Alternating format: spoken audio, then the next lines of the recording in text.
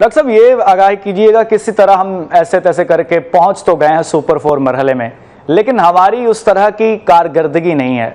हम इंडिया को tough time दे पाएंगे कल वाले मैच में? देखिए, मैंने अभी आपसे बात की कि स्किल में तो आपका कोई मैच नहीं है, वो बहुत सुपीरियर है और सही उनका है। कॉन्फिडेंस भी बहुत सोरिंग हाई है। लेकिन आपका वन ऑड, मैं कह रहा हूँ ना कि आपके में दो तीन चार प्लेयर्स ऐसे हैं जो on their day single handedly अगर कोई परफॉर्मेंस दे दें तो then of course you have an opportunity. But otherwise उनके पास तीन रिकग्नाइज स्पेशलिस्ट स्पिनर्स हैं जिनमें कुलदीप यादव आपसे खेला ही नहीं जाता, क्योंकि आपके लड़के जो हैं वो हाथ से पिक ही नहीं करते, वो पिच पे बॉल के पड़ने का इंतज़ार करते हैं, देन दे गेट लेट।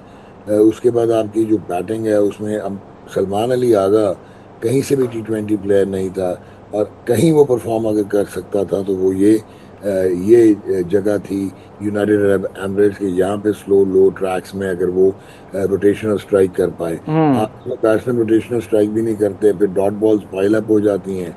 आपने यूएई के अगेंस्ट पावर प्ले में 36 में से 24 गेंदें डॉट खेली थी। So that you have to जी सी नुमान के साहब, जहां जब पावर प्ले की बात हो रही है तो ये साइम अयूब की हम बात अगर करें, साइम अयूब से बहुत तवक्कुआत थी कि साइम अयूब जो है वो स्टार्ट अच्छा फराहम करेगा, लेकिन अभी तक तो वो खाता खोलने में भी कामयाब नहीं हो सके। क्या कहेंगे? देखें, साइम अयूब एक बहुत ही टैलेंटेड प्लेयर है। यस, पाथवे से आया हुआ है, बिल्कुल ठीक है। बहुत टैलेंट है, बिल्कुल ठीक है। लेकिन 44 T20 इंटरनेशनल में 19.5 की एवरेज है और सिर्फ 4 50 है। इसका मतलब ये है कि अगर आप में स्किल है और उसके और फिट भी हैं आप, क्योंकि बॉलिंग वो बहुत अच्छी कर रहा है, तो आप वो प्योरली बॉलिंग की बेसिस पे भी खेल जाता है। लेकिन अनफॉर्चुनेटली अगर वो रन नहीं कर पा रहा तो ये टीम मैनेजमेंट का भी बहुत कसूर है कि they are letting him take his place for granted. और दिस इज़ अनफॉर्चुनेट कि उसके एटीट्यूड के इशू हैं, ना कि उसके स्किल के इशू हैं। तो ये तो आपके हेड कोच पे आता है मलबा, और टीम मैनेजमेंट और कप्तान पे, कि उसको कहें कि यार how can you take it for granted, अब हम तुम्हें बाहर कर देंगे। So that is important. और अगर आप साइम अयूब से अगर डिलीवर नहीं हुआ कल के ऑल इम्पोर्टेंट मैच में, आप थोड़ा फ्लोटिंग बैटर ऑर्डर करके उसको नीचे लेके आएँ, और आप देखें कि आपने ओपन किससे करवानी है। फ़खर जमान भी ओपन कर सकता है साहबजादा फरहान के साथ, so that could be important. और आप इसको बॉलिंग पॉइंट ऑफ व्यू से ज़रूर खिलाएं, because he is the one who can again change the game with his bowling purely. लेकिन he has been a disappointment in T20 cricket, in test cricket. ये सिर्फ perform किया हुआ है इसने ऑस्ट्रेलिया में, साउथ अफ्रीका में, that was in one day internationals. अगर पावर प्ले के बाद मिडिल ओवर्स की बात करें तो पाकिस्तान ने पिछले मैचेस में महज 36 रन्स बनाए हैं, इससे ज़्यादा नहीं बनाए। अब क्या देख रहे हैं कि मिडिल ओवर्स में भी क्या चेंजिंग करने की ज़रूरत है, या तो क्योंकि स्ट्राइक भी हम रोटेट नहीं कर रहे। इसके अलावा आप क्या समझते हैं, पॉलिसी क्या होनी चाहिए इस मैच में? देखें, अगर आप स्ट्राइक रोटेट नहीं करेंगे तो फंस जाएंगे। कुलदीप यादव तो आपको हिलने नहीं देगा, ठीक है ना। Now this is catch 22। अब आपके पास लड़के तो यही हैं जो आपने खिलाने हैं।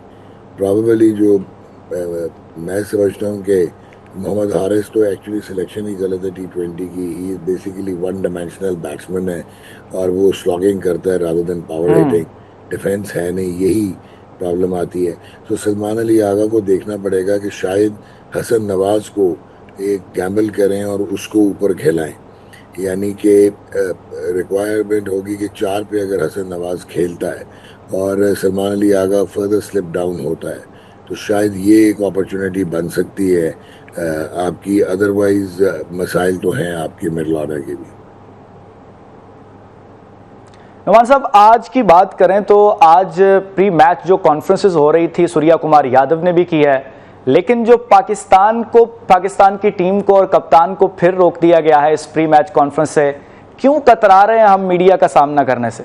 हम कतरा नहीं रहे जी। अगर आप मेरे से सच सुनने की हिम्मत रखते हैं तो हमने किया हुआ ब्लंडर, और हमने बहुत मिस हैंडल किया है इसको, जो ये सारी सिचुएशन हुई। तो उसमें नंबर वन जो बहुत इंपॉर्टेंट चीज़ ये थी कि एंडी पाइक्रॉफ्ट जो है वो मैच रेफरी था आईसीसी का, और आईसीसी के आप में लगते हैं कोड ऑफ कॉन्डक्ट लगता है, जो शेकिंग ऑफ द हैंड है या नहीं करना, वो कहीं पे भी मेंशन्ड नहीं है आईसीसी के कोड में। ये जो कोड इसको डील करते हैं वो 2.1.1 है, 2.1.2 है और 2.4 है। और उनमें कहीं पे भी ये मेंशन नहीं। हम्म। हाँ, उनमें ये जरूर मेंशन है कि failure to maintain the spirit atmosphere of the game. उसके बाद है कि failure to withhold the spirit of the game. और उसके बाद है नॉट टू डीमीन या अपना जो है ऑपोजिशन के साथ बिहेवियर आपका जो है अगर ठीक नहीं है। अब ये क्लॉजेस में ये तो आता है, लेकिन उसने कोई गलत किया नहीं तो आप उस पर सैंक्शन क्या लगा रहे थे? हाँ, आप ये जरूर कह सकते थे कि भाई वो स्पिरिट ऑफ द गेम के अगेंस्ट से हाथ मिलाना, जो कि आईसीसी का कोड ऑफ कॉन्डक्ट डिस्क्राइब नहीं करता, तो उस पर क्या हम्म। इम्प्लीकेशन होनी थी? हाँ, ये आप कह सकते थे कि यार आप आईसीसी के न्यूट्रल मैच रेफरी, तो आपने हमें क्यों इंडिया का मैसेज दिया? इंडिया की मैनेजमेंट या उनके ऑर्गेनाइजर्स, क्योंकि इंडिया होस्ट है, वो अगर हमें देता तो that would have been different. फिर आपने सोने पे सुहागा ये किया कि अगर उसने हाथ टॉस में नहीं मिलाया तो you should have hmm. Gotten the wickets. आज जब मैच खत्म हुआ तो शिवम दुबे और जब सूर्य कुमार वापस जा रहे थे तो आप फिर हाथ मिलाने चले गए and you cut a sorry figure. अच्छा, उसके बाद हम्म। जहाँ पे सूर्य कुमार ने सही जो बात। हरकत की वो इंतहाई नाजायज थी। और वो आईसीसी के कोड के सख्त खिलाफ वर्जी थी।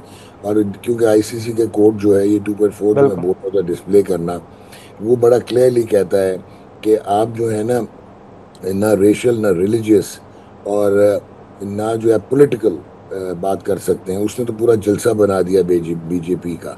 अब अनफॉर्चुनेटली आपके इतना एक्सपीरियंस मैनेजर भी थे जो कि एक्स चीफ सेक्रेटरी पंजाब रहे हुए हैं, डीएमजी ग्रुप के धांसू किस्म के फेडरल सेक्रेटरी थे, तो ही शुड हैव नोन कि कौन कौन से क्लॉजेस इंप्लीमेंट होते थे। अब ये ज़रा गौर से सुनिएगा, अगर ये 2.4 को यूज़ करते तो उसमें एक्चुअली जो सूर्य कुमार ने किया हम्म। उसको अपने बोर्ड से परमिशन लेनी थी। चले हमने मान लिया उसने ले ली, लेकिन आईसीसी से परमिशन लेनी थी। अगर आईसीसी ने परमिशन दी तो उन्होंने अपने ही कोड को कॉन्ट्रावीन किया, तो लुधियान में इंटरनेशनल कोर्ट ऑफ आर्बिट्रेशन था और आप सू करते आईसीसी को कि यार आपने परमिट कैसे किया गेम को, इमेज को डैमेज करने के लिए। क्योंकि ये तो सिर्फ इंडिया पाकिस्तान की बात नहीं, ये आगे भी तबाही होगी। आपने एक वो कहते हैं ना, नया कटा खोल दिया, पार्डन माई स्लैंग, आपने प्रेसिडेंस कर दिया। अब एक और जो इम्पोर्टेंट चीज़ है, अगर उन्होंने परमिट नहीं किया था तो ठीक है लेवल नुमान साहब, आपका ना इस हवाले से तज्जिया हम चाहते हैं कि ये जो बेसिक लेवल की बात है कि जो बोर्ड्स में ओहदे दिए जाते हैं ये क्लब्स के प्रेसिडेंट को अक्सर दिए जाते हैं। जो रीजन से खेलने वाला बच्चा है जो मेहनत करके ऊपर आता है, उसकी बजाय एकेडमीज के बच्चे जो हैं, एकेडमीज के प्लेयर्स जो हैं वो पिक होके आगे आते हैं। आपको नहीं लगता कि तनज़ुली की एक वजह ये भी है? नहीं, आपका स्ट्रक्चर देखें, बात सुने। आपके तो इररेलेवेंट लोग बैठ के क्रिकेट चला रहे हैं यार। ये मॉडर्न क्रिकेट एक इंडस्ट्री है। ये हम्म। मॉडर्न क्रिकेट जो है ये मजाक थोड़ी है, ये अल्फाजी से थोड़ी होता मुंह से। इसके लिए आपको साइंटिफिक इंटीग्रेशन करनी है, मल्टी डिसिप्लिनरी अप्रोच करनी है, और टीयर सिस्टम में आप इंट्रोड्यूस करेंगे। ये सुपरा फिटनेस का ज़माना है, ये सिर्फ फिटनेस का ज़माना नहीं है, ये बायोमैकेनिक्स और किनेसियोलॉजी का ज़माना है, ये इंजरी प्रिवेंशन का ज़माना है। और ये आपको रीमॉडलिंग करनी पड़ती है अपनी फिजिकल। ये सारी चीज़ें जब आप अंडर 13, 17, 19 में लाएंगे, आपको 4 से 5 साल लगेंगे अडेप्ट करते हुए और एक कल्चर इवॉल्व करते हुए। आपके तो क्रिकेट बोर्ड को अभी तक ये नहीं पता कि कायद आज़म ट्रॉफी की इंपॉर्टेंस क्या है। चैंपियंस वो क्या थे? वो चैंपियंस लीग होगी जी, और आपने वो बड़े रख लिए थे मेंटोर्स, 18,000 $18,000 में, वो कहाँ गए साल 1.5 साल सैलरी लेने के बाद? सो जब आपके बोर्ड की जो क्रिकेटिंग ब्यूरोक्रेसी है, जब वो फ्रेंचाइजीज के साथ मिली होगी, जब वो बिजनेस हम्म। हाउसेस के साथ मिली होगी, और आप मनी मेंटेन कर रहे होंगे at the cost of the pedigree and at the cost of the integrity of the game, इतनी आपकी मिसप्लेस प्रायोरिटीज़ हैं। 18 बिलियन आपने लगा दिया स्टेडियम बनाने में, ऑपरेशनल सिस्टम आप लेके आए नहीं मॉडर्न क्रिकेट का। कराची का 8 बिलियन आपने लगाया, और कराची जो है वहाँ पे 18 मैचेस अभी अगले 3 महीने में होने हैं और एक भी स्केड्यूल्ड नहीं है। ये हालत है आपकी। सो बिल्कुल। लड़कों ने कहाँ से डेवलप होना? क्लब क्रिकेट ख़त्म हो गई है, और मेरिट है नहीं, कबीला सिस्टम चलता है। लड़के जो है वो स्किल्ड ही नहीं है। आपकी टेस्ट टीम दो टांगों पे नहीं खड़ी हो सकती आजकल के दौर में। आप वनडे खेलने से कतराते हैं। आपने वेस्ट इंडीज जी जाके ठीक है।